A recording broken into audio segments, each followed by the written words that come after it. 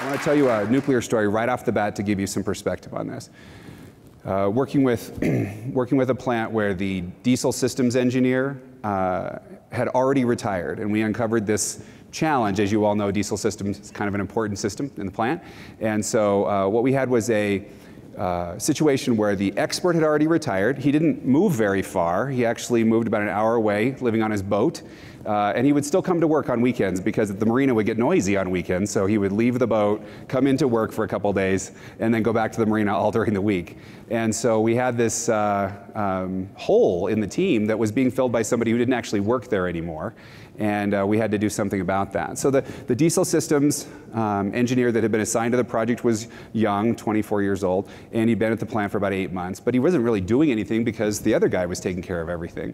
And so we looked at the situation. We said, we've got to get this young engineer up to speed as quickly as possible. We need to get him into the game and having him take on the role so that the risk associated with having a non-employee taking care of all this responsibility will start to dissipate as quickly as possible. And so I asked the supervisor, how long is it going to take this 24-year-old engineer to get up to speed and be fully independent on the job? What do you think the supervisor told me? How long?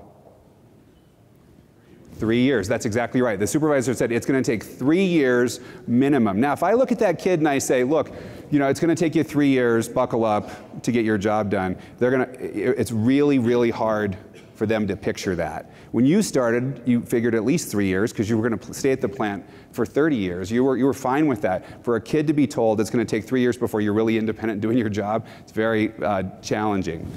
So we built a system in really a matter of hours or days, not weeks or months, to allow this young engineer to understand what his job was, to see a path to success, and to be able to take on the job. And his supervisor told me at 9 months he was fully independent, and at 18 months he was actually mentoring his own successor.